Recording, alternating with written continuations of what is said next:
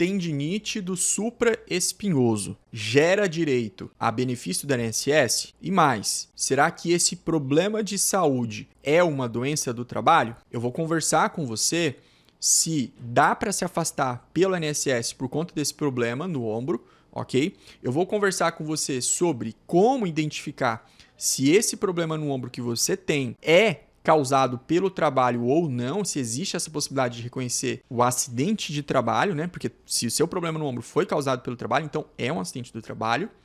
E eu também vou te falar da indenização secreta que o INSS paga para quem tem esse problema no ombro causado pelo trabalho. Vou deixar por último, porque só vale para quem tem problema no ombro causado pelo trabalho. Se você ainda não me conhece, eu sou o Wilker Gustavo Marques, eu sou advogado, especialista em benefícios do INSS. Já se inscreve aqui no meu canal, curta e compartilha esse vídeo. Eu vou começar respondendo logo sobre a possibilidade de você se afastar pelo INSS, se afastar do trabalho por conta desse problema, da tendinite do supraespinhoso. Um problema no ombro, uma inflamação do tendão que liga o osso ao músculo. Sim, é perfeitamente possível você se afastar desde que o seu médico que te avaliou te dê um atestado. Então, a primeira pessoa ou o primeiro profissional que deve avaliar se você tem ou não que se afastar do trabalho é o seu médico. Atenção aqui. Eu vou explicar mais para frente sobre a relação desse problema de saúde, a tendinite no ombro, do supraespinhoso, com o seu trabalho e ser acidente do trabalho. Eu já vou explicar sobre isso. Mas, quando eu falo sobre afastamento para o trabalho por conta de determinada doença, não importa qual seja a doença que você tenha. Não importa. O médico, ele tem que considerar, o seu médico, tá? O seu médico, ele tem que considerar a sua profissão. A sua profissão ele tem que considerar. Ele não pode criar uma regra da seguinte forma. Ah, você tem esse diagnóstico, você tem essa doença, eu vi aqui no exame, é isso mesmo, agora eu vou jogar para o INSS decidir se você deve ou não ficar afastado. Na prática, isso acaba acontecendo, mas o ideal é que primeiro o seu médico considere a tua profissão.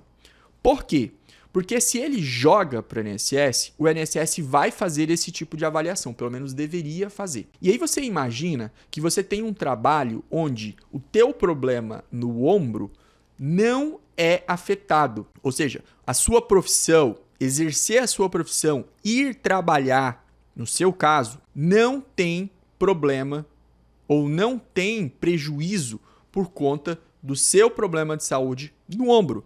O que eu tô falando? Tô falando assim, ó, cara, beleza, eu tenho um problema no ombro, realmente, eu tomo um remédio e tal, mas assim, chego lá no meu trabalho, de boa, trabalho de boa, entendeu? Trabalho de boa, não me afeta em nada. Vou fazer o tratamento, vou fazer fisioterapia, sei lá o quê, mas o meu trabalho eu consigo desenvolver. Porque o meu trabalho é leve, meu trabalho não existe movimento do ombro. Se esse for o seu caso, você tem que tomar muito cuidado ao ir para o INSS, ao pedir benefício do INSS. Porque as chances de você ser reprovado na perícia é alta e as chances de você não conseguir reverter essa negativa do INSS também é alta. Aí você vai entrar com processo na justiça e a chance de você perder também é alta, ok? Vamos lá.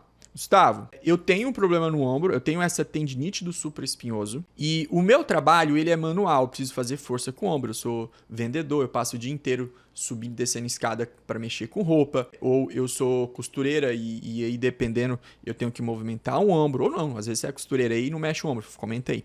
Gustavo, sou pedreiro, chapar massa na parede, precisa do ombro, óbvio que precisa. Motorista.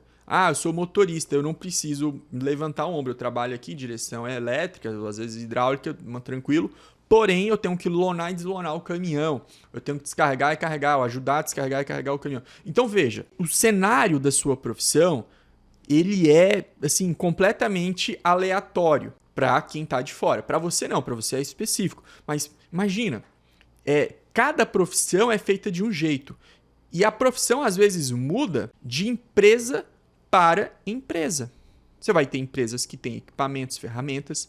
Você vai ter empresa que não dispõe de toda a ferramenta, de todo equipamento. E as coisas são feitas mais à mão, mais manual. Beleza.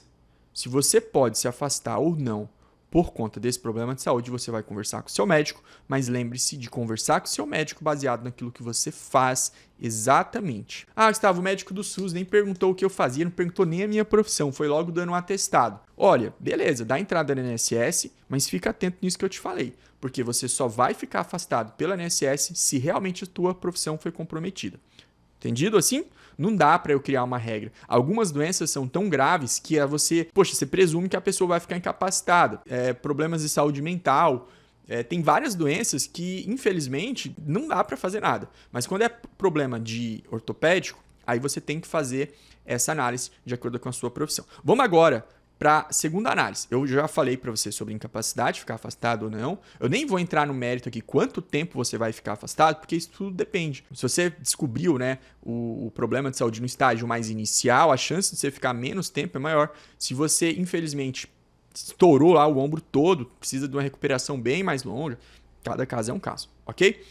Vamos falar aqui agora sobre a origem dessa doença que você tem. Origem, qual a causa?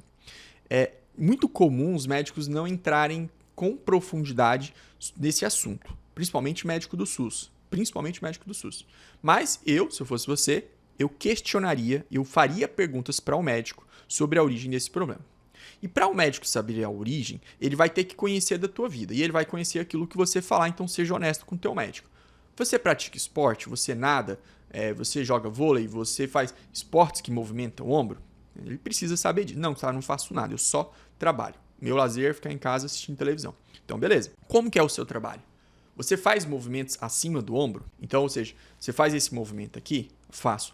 Quantas vezes você faz esse movimento aqui, ó, no dia? Aí já fica mais difícil. Às vezes até você aí vai ficar na dúvida para responder essa pergunta, né? Quantas vezes eu faço isso aqui? Eu levo com a mão levantada, fazendo assim, ó, o dia inteiro. O pessoal que trabalha em estacionamento, né, por exemplo, fica assim o dia inteiro. Eu viajei para Gramado na época do Natal e tinha no hotel onde eu estava assim, do outro lado tinha uma loja de chocolate lá, tem muita loja de chocolate. E tinha um Papai Noel trabalhando, obviamente, e ele passava a tarde inteira assim, ó. Era uma pessoa, não era um boneco, não, era um homem lá. Passava a tarde inteira assim. Eu até tentei gravar um vídeo e ele passava o dia inteiro assim, ó. Eu fiquei olhando aquilo e falei, cara, esse homem vai arrebentar, porque além dele ficar com o movimento levantado, ele ficava fazendo assim. Então, ele não é que ele levantava e abaixava e ficava, não, ele ficava assim, ó, chamando as pessoas para dentro da loja. De verdade, ele ficava muito tempo assim. Eu saía do hotel, voltava e ele tava lá. Claro que ele abaixava, né, de tempo em tempo, certamente porque doía, mas dali tava de novo. Ele tinha que ficar fazendo assim, Então, esse exemplo que eu tô dando do Papai Noel é o que veio na mente, me perdoa, mas vocês sabem, na sua profissão, se você tem que ficar levantando, seja por qualquer motivo, né? Então, esse é um fator de risco para você. Se você tem esse problema no ombro e fica fazendo esse movimento acima do ombro, o teu médico precisa saber disso, para ele avaliar isso como a causa. E também o perito do INSS tem que fazer essa avaliação. Então ficar com o braço levantado e tem a repetição. Às vezes eu fico levantado aqui 1 minuto, né? 1 minuto e abaixo. Aí depois ali a pouco eu levanto. Agora, tem gente que não fica 1 minuto com o braço levantado, mas porém ele fica levantando e abaixando, levantando e abaixando, levantando e abaixando. Passa o trabalho inteiro fazendo isso, né? Isso é horrível, isso é prejudicial para os nossos ombros. E a terceira hipótese é a questão de força. Quando você coloca força nos seus ombros, né? Então, imagina alguém que tem aquele pessoal de sacaria, né? Que levanta para colocar as coisas, né? Fica levantando. Imagina o servente de pedreiro ou qualquer servente que levanta o negócio para colocar no andaime e tal. Tudo isso prejudica. Então, postura estática, que é ficar com o braço levantado, né? Às vezes ele faz movimento, mas sempre está levantado. Repetição, fica assim, repetindo. E força. Eu levanto, sempre colocando força. Esses 3 riscos aqui, se estão presentes no seu trabalho, na sua profissão, as chances de você ter esse problema por causa da sua profissão, por conta do seu trabalho, são bem altas. E o INSS tem que avaliar isso. Gustavo, o INSS não avaliou isso, me deu um benefício lá, fiquei afastado, um benefício comum. O que eu faço? Você pode entrar com um pedido de revisão na justiça para provar lá na justiça que o teu problema não é comum. Teu problema é acidentário. Sabe o benefício B31, espécie 31? É o auxílio doença, o auxílio incapacidade temporária normal, comum. E o B91, ele é o benefício acidentário, causado por acidente do trabalho. Quando você recebe um benefício B91 acidentário, você tem alguns direitos que a pessoa que recebe o benefício B31 não tem. Vamos lá. Primeira coisa, estabilidade. Então, você está trabalhando de carteira assinada, ficou afastado 3 meses por conta do tendinite supraespinhoso, e o INSS reconheceu a doença do trabalho, doença profissional, e te deu o benefício espécie 91. Quando você volta para o trabalho, você tem uma estabilidade de 12 meses, ou seja, de 1 ano depois do retorno ao trabalho. A empresa não pode te mandar embora. É a estabilidade acidentária. Isso está garantido em lei. Lei 8.213.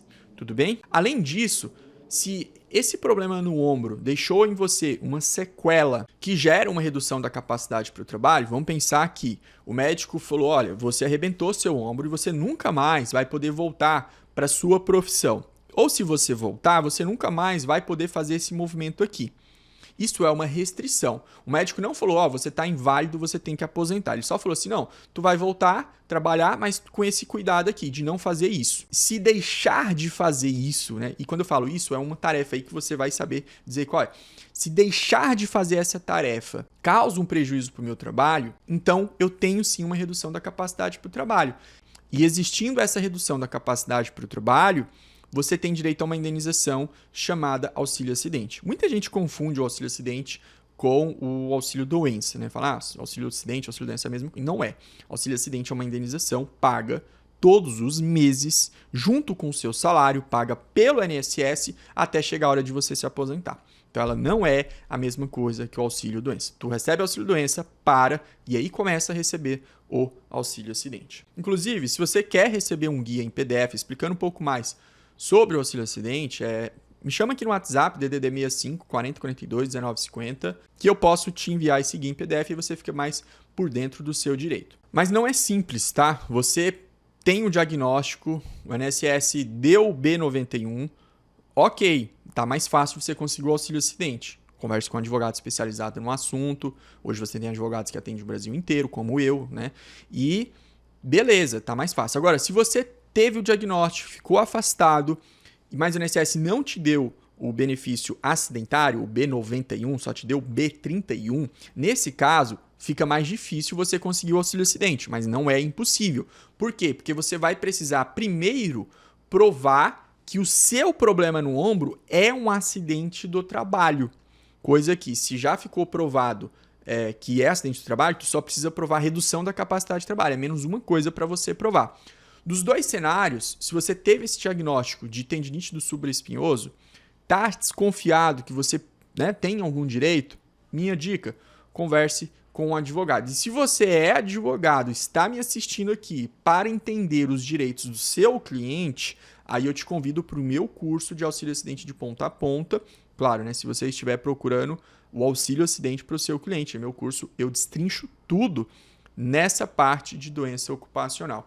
Se você quer entender um pouco mais sobre o auxílio-acidente, quer entender quanto dá para ganhar, quer entender como receber os atrasados, quer entender ali como dar a entrada, aí eu recomendo você assistir esse vídeo aqui, que lá eu dou uma verdadeira aula sobre o auxílio-acidente.